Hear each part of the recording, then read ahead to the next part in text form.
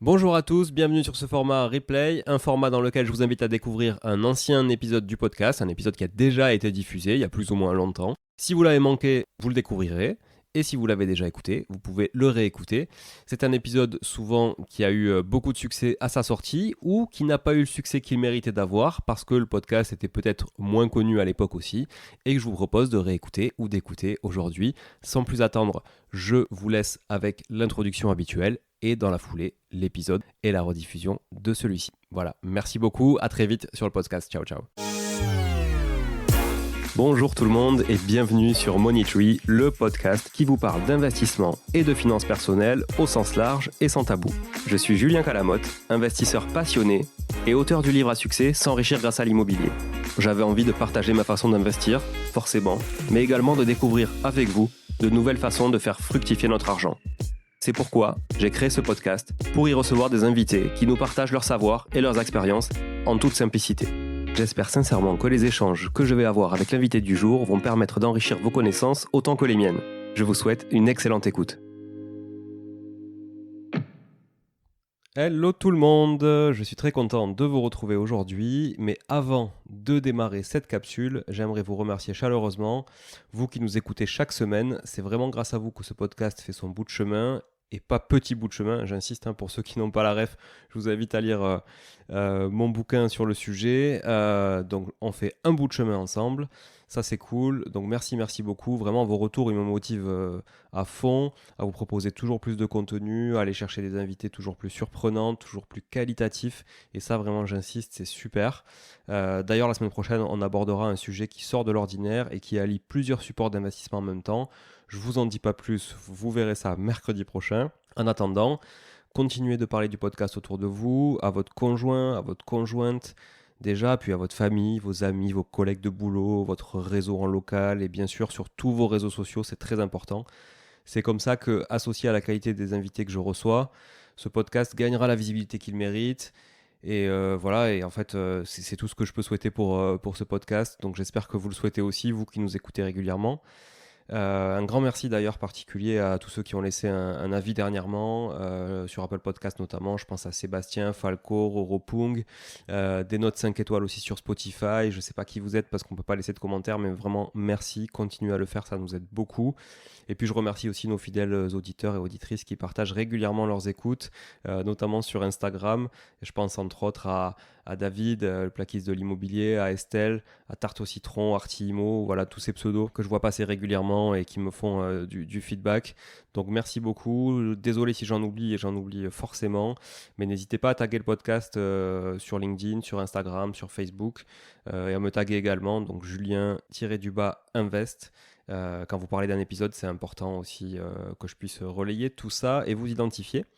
Voilà, les trêves de remerciements, on va démarrer le sujet du jour qui est donc le permis de louer et associé évidemment toujours aux critères de logement décent. Ça faisait très longtemps que je voulais faire un épisode sur le permis de louer.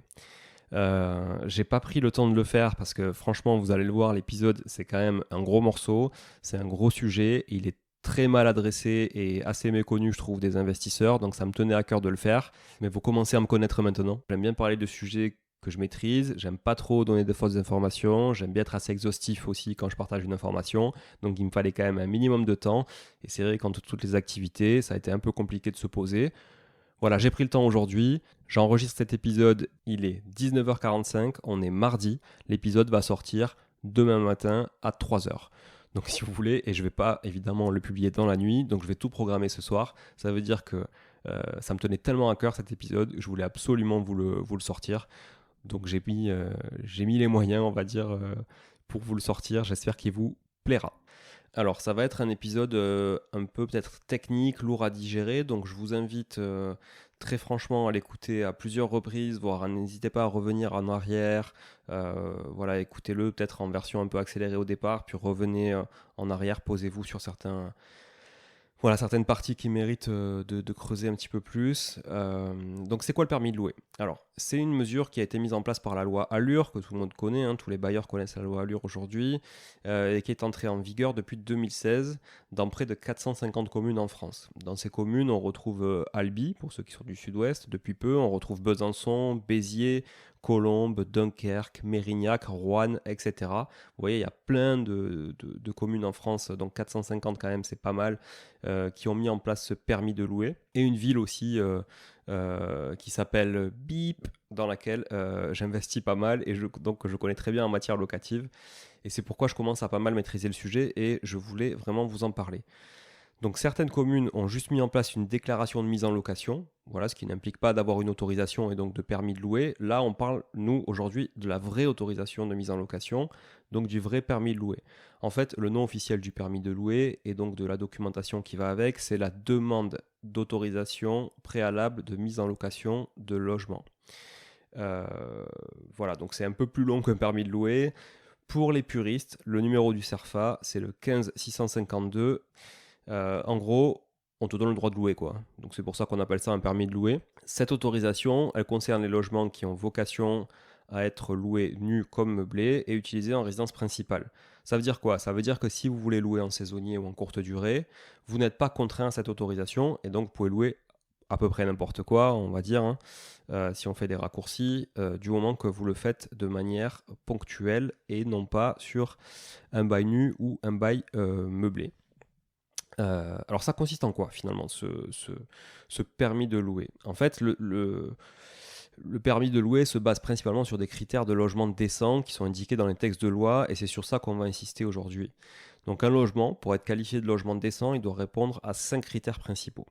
Ces critères principaux, ce sont une surface minimale, l'absence de risque pour la sécurité et la santé du locataire, une absence d'animaux nuisibles et de parasites, une performance énergétique minimale et la mise à disposition de certains équipements. Alors pour la surface, qui est le premier point, le premier critère, c'est assez simple à retenir. S'il s'agit d'une location nue ou meublée, en dehors d'une colocation, et j'y reviendrai après, le logement doit comporter au minimum une pièce principale dont la surface habitable est d'au moins 9 mètres carrés sous 2,20 mètres de hauteur sous plafond, ou disposer d'un volume habitable de 20 mètres cubes. Bon, c'est-à-dire que 9 mètres carrés à 2,20 mètres de hauteur, ça fait 20 mètres cubes, hein, donc ils ne se sont pas foulés. Mais ça voudrait dire aussi, si on interprète cette deuxième option qui est le cubage, qu'on pourrait avoir une autorisation de louer, en tout cas répondre aux critères de surface, avec une pièce qui fait 10 mètres carrés sous 2 mètres. Attention, le règlement sanitaire de chaque département, puis les interprétations de chaque commune peuvent imposer des conditions plus strictes. Clairement, là où moi j'ai l'habitude d'investir, c'est le premier critère qui sera regardé, à savoir 9 mètres carrés à minimum 2,20 mètres de hauteur sous plafond. Et en plus, il faut que la pièce fasse au moins 2 mètres de large, sinon j'ai un refus. Donc vous voyez qu'on est loin du juste le seul critère du 20 mètres cubes. Donc c'est souvent le premier critère. En résumé, 9 mètres carrés habitable, mais pas habitable au sens 1,80 m sous 1,80 m, non, c'est sous 2,20 m, ok, parce qu'il faut vraiment que ça fasse un volume de 20 mètres cubes. Voilà pour le premier critère sur la surface en location standard. Si je suis en colocation, qui sont gérés par bail distinct, donc un bail par chambre, c'est la chambre elle-même qui doit correspondre à ces critères. Voilà. Par contre, si c'est un bail commun, alors le logement doit avoir une surface minimale de 16 mètres carrés pour 2 colocataires et 9 mètres carrés par colocataire supplémentaire. Alors là, il y a un truc que je pige pas du tout. Ça, c'est, je vous dis ce qui est écrit dans les textes de loi. Parce que bon, en fait, si on prend le critère de 9 mètres carrés minimum sur la pièce de vie et que pour 2, on en a 16 mètres carrés, ça veut dire qu'on les fait dormir potentiellement dans la même chambre. Bon, je suis pas sûr que ce soit bien écrit comme texte, ou alors je l'ai mal interprété, mais en tout cas, il y a un flou là-dessus. Mais on va pas s'attarder parce qu'on est d'accord, les baux communs pour la coloc, ça c'est plus trop. Next. Concernant la sécurité, donc le deuxième point, vous vous souvenez, c'est l'absence de risque pour la sécurité et la santé du locataire. Donc concernant la sécurité et la santé du locataire, le logement doit assurer le clos et le couvert. Heureusement, j'ai envie de dire, parce qu'il doit être protégé des infiltrations, des remontées d'eau, étanche à l'air et muni de portes et de fenêtres sur les murs donnant à l'extérieur. Bon, j'ai envie de dire, s'il n'y a pas tout ça, ça s'appelle plus un squat qu'une location. Donc merci, c'est cool de nous le rappeler, mais à moins d'être des marchands de sommeil, on va quand même au minimum mettre des fenêtres et des portes sur l'extérieur dans un logement. Mais vous me direz, ces critères de logement décent, ils sont faits aussi pour lutter contre les marchands de sommeil, donc c'est normal qu'on ait des trucs un petit peu basiques. Le logement, pour être sécuritaire, il doit aussi comporter des garde-corps sur les fenêtres, les balcons, les escaliers, les mezzanines, etc. Tout ce qui peut être propice à du risque de chute. Et donc ces garde-corps doivent être conformes. Et pour rappel, la conformité d'un garde-corps, que ce soit sur une fenêtre ou un balcon, un escalier, une mezzanine, peu importe, c'est 1 mètre de hauteur par rapport au sol, donc au plancher. Ensuite, les réseaux électriques et des gaz doivent être conformes aux normes en vigueur et en bon état de fonctionnement. Ça aussi, c'est un classique, mais bon, c'est bien de le rappeler. Idem pour la production d'eau chaude. Donc, si vos locataires chauffent l'eau avec la casserole avant de se doucher, c'est mort pour permis, je vous le dis tout de suite. Vous pouvez leur acheter un chauffe-eau à minima. Votre logement, pour pouvoir avoir l'autorisation, il doit aussi disposer d'aération suffisante pour le renouvellement de l'air, mais aussi pour l'évacuation de l'humidité. Donc on parle de la VMC, des grilles de ventilation aux fenêtres par exemple, pour faire un courant d'air et une circulation d'air qui fait que le logement ne sera pas humide et qui sera bien ventilé. Alors le dernier sous-critère de ce critère de sécurité et santé du locataire, et là attention parce que vraiment je le trouve personnellement très subjectif, c'est le suivant. Les pièces principales, type séjour et chambre par exemple, doivent avoir un éclairement, pas un éclairage, mais bien un éclairement naturel suffisant et un ouvrant donnant à l'air libre ou sur un volume d'air vitré qui donne lui-même à l'air libre. Je vous explique. Si c'est un puits de jour ventilé, ça marche. Là, on est vraiment sur un volume d'air vitré qui donne lui-même à l'air libre. Donc on a une vitre qui donne sur un puits de jour, ça fonctionne. Mais ce puits de jour, il faut qu'il soit lui-même ventilé naturellement. S'il est complètement hermétique, ça ne fonctionne pas. Alors, toujours dans ma ville favorite, le règlement local impose en plus d'avoir une vue horizontale, ce qui signifie que vous ne pouvez pas louer des appartements qui n'auraient d'ouvrant que de type fenêtre de toit, qu'on appelle communément Velux. Si vous avez juste un studio dernier étage sous les combles avec un Velux, vous ne pouvez pas obtenir le permis de louer dans certaines villes. Attention, ça, c'est pas dans les critères de logement décent. C'est des interprétations très locales. Donc, règlement sanitaire départemental ou interprétation communale. Voilà. En tout cas, nous, pas de bol, c'est le cas. Donc, ces appartements, grosso modo, sous Velux, en gros, sur le marché, c'est décoté à mort parce que vous pouvez faire que de la location courte durée, pour le moment. On n'est pas à l'abri que ça évolue. Ou vous pouvez l'habiter en résidence principale pour vous, mais vous ne pouvez pas le louer. Voilà. Ensuite, par rapport au premier sous-critère qui est celui de la luminosité, je vous l'ai dit tout à l'heure, donc il faut que les pièces principales aient un éclairement naturel suffisant. Alors ça veut dire quoi ? Ça veut dire qu'il est carrément subjectif finalement ce critère, parce qu'il ne se base sur aucune mesure scientifique, mais sur une interprétation de « je dois être capable de lire un livre au milieu de la pièce sans lumière artificielle ». Voilà, c'est ce qu'on me répond au service communal qui se charge des autorisations de permis de louer quand on parle du critère de luminosité. Donc autant vous dire que si la personne qui juge ça n'a pas la meilleure vue du monde et qu'elle n'arrive pas trop à lire dans l'obscurité, vous êtes marron, carrément. Donc moi je trouve ça très subjectif et assez moyen. Bon, voilà, après je comprends qu'on ne puisse pas louer des pièces noires non plus, voilà, c'est pas très décent. Mais je pense que là-dessus, on a un critère qui n'est pas du tout objectif et ça me dérange un peu. Donc, le logement exclusivement en sous-sol, c'est mort, qu'on se le dise, il n'y a pas de sujet. Et même s'il y a une fenêtre, ça reste du sous-sol, donc c'est pas considéré comme de la surface habitable. Donc ça rentre pas dans les considérations de volumétrie minimale et de surface avec la hauteur minimale. Voilà, c'est pas de la surface habitable. Par contre, si vous avez un T1 en rez-de-chaussée avec par exemple une chambre en souplex qui n'est pas considérée comme de la surface habitable, ça vous pouvez quand même le louer, mais il sera déclaré du coup plutôt en T1 en studio qu'en T2. Voilà. Alors, accrochez-vous parce que c'est pas fini. Pour rappel, on avait 5 principaux critères. Une surface minimale, on l'a vu. L'absence de risque pour la sécurité et la santé du locataire, on l'a vu. L'absence d'animaux nuisibles et de parasites, on va le voir. Une performance énergétique minimale et la mise à disposition de certains équipements. Je vais passer rapidement sur le troisième car il s'agit simplement d'éviter de louer un logement infesté par des animaux nuisibles comme les rats, bon ok merci, ou les parasites comme les puces de lit ou les cafards. Bon là je crois que c'est une évidence mais on ne sait jamais, c'est bien quand même toujours de le préciser et ça fait un texte juridique sur lequel s'appuyer si jamais effectivement on est infesté par tout ça.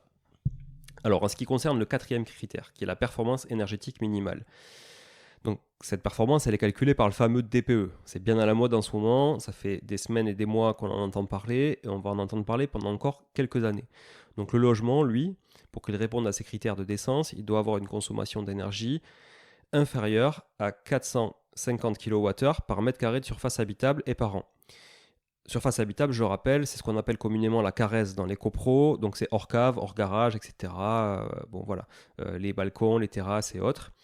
Donc à partir de 2025, la notation G sera interdite à la location. À partir de 2028, ce sera la notation F. Et tous les logements notés E seront interdits à la location à partir de 2034.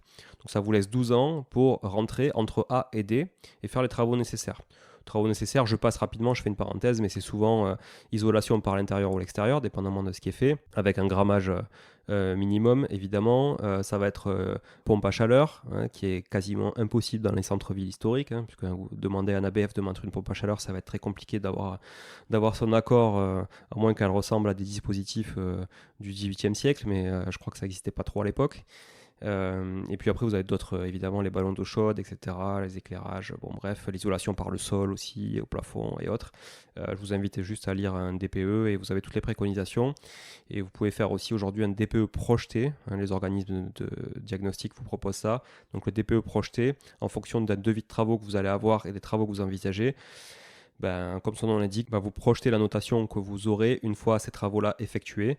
Ça vous évite de faire des travaux dans le vent sans savoir la notation que vous aurez et vous aurez donc une pseudo-garantie de votre DPE après travaux.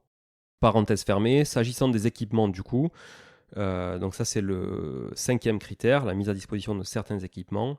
Le logement doit être équipé d'une installation de chauffage fonctionnelle, adaptée, d'une alimentation en eau potable, sans blague, on s'en doutait pas, d'une évacuation des eaux usées, évidemment, empêchant notamment le refoulement des odeurs, et vos locataires vous remercient. Super. On a besoin d'une cuisine, évidemment, ou d'un coin cuisine qui comprend un évier qui est raccordé à l'eau chaude et à l'eau froide, ça c'est plutôt cool aussi, ainsi qu'une évacuation des eaux usées, toujours pareil, et qui permet également une installation d'un appareil de cuisson. C'est pas mal, effectivement, pour se faire à manger, de pouvoir installer des appareils de cuisson. Et une fois qu'on a bien mangé, qu'est-ce qu'on fait ?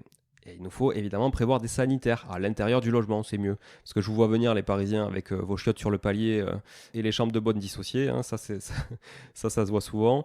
Donc là on parle donc d'un WC séparé de la cuisine et de la pièce dans laquelle sont pris les repas. Donc merci aussi pour le confort olfactif des locataires, c'est cool. Parce qu'effectivement, si on avait les chiottes au milieu de la cuisine, ça serait quand même de mauvais goût. Et il faut évidemment un équipement pour se laver avec une baignoire ou une douche garantissant l'intimité personnelle. Parce que oui, les baignoires îlots, c'est très joli, mais au milieu d'un salon, ça ne le fait pas vraiment. Donc évidemment, il faut aussi de l'eau chaude, de l'eau froide, et puis un raccordement conforme donc aux eaux usées.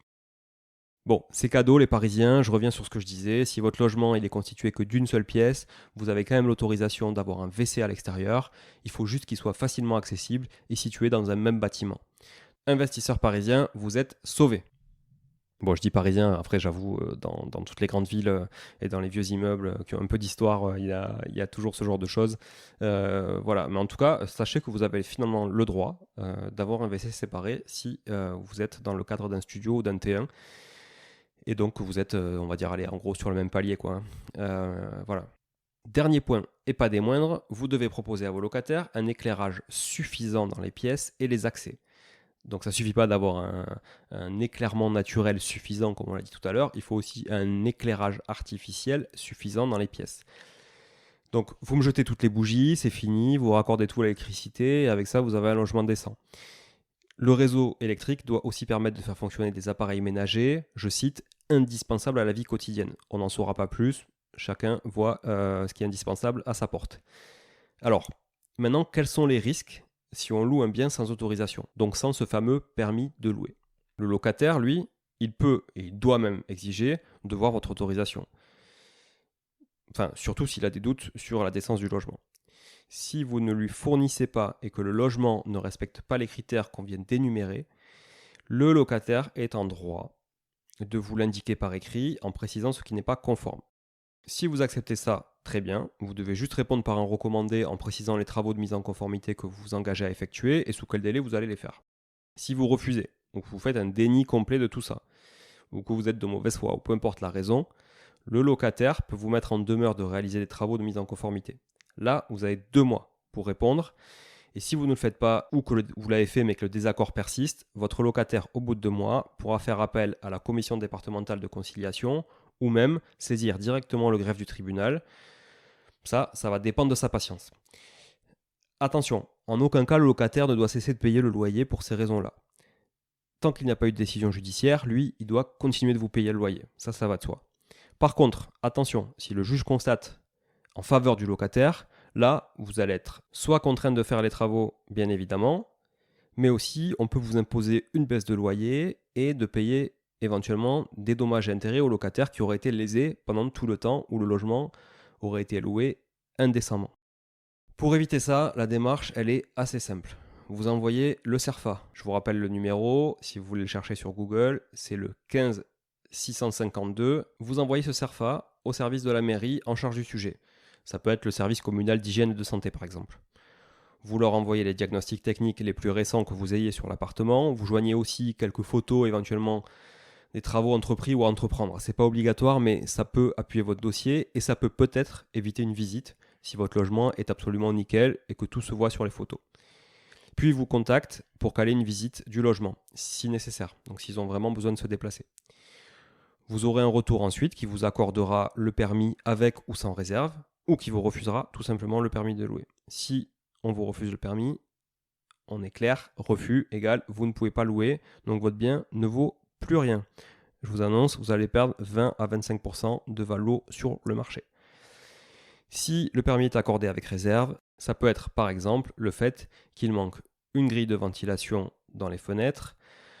Donc vous aurez dans ce cas-là un permis accordé sous réserve d'apporter cette grille de ventilation au prochain changement de locataire. Ou l'autorisation peut quand même être accordée avec ces réserves-là du moment que l'appartement ne comporte pas de traces d'humidité. Parce que la ventilation, elle est faite pour ça. Voilà. Donc à partir de là, la super nouvelle, et ça c'est vraiment une super nouvelle, c'est que vous devez renouveler cette autorisation tous les 2 ans ou à chaque nouvelle mise en location. Donc ça veut dire à chaque changement de locataire. Franchement, ça, c'est quand même assez canon. C'est-à-dire que vous avez un permis, au bout de 6 mois, vous changez de locataire. Il faut refaire passer la mairie parce qu'on ne sait jamais au cas où le locataire se serait barré avec toutes les ventilations, aurait tout bouché, aurait rendu le logement indécent. Voilà. Donc d'ailleurs je pense que si le locataire vous a fait tout ça, vous aurez d'autres chats à fouetter que le permis de louer avant de le remettre en location. Mais bon, en tout cas voilà, donc faut renouveler tout ça. Alors la bonne nouvelle c'est que souvent le service ne se redéplace pas et vous autorise évidemment la chose à distance. Je terminerai en suggérant à tout le monde de vous entourer d'un notaire qui connaît les règles locales pour ne pas vous retrouver à acquérir un bien que vous ne pourrez pas louer.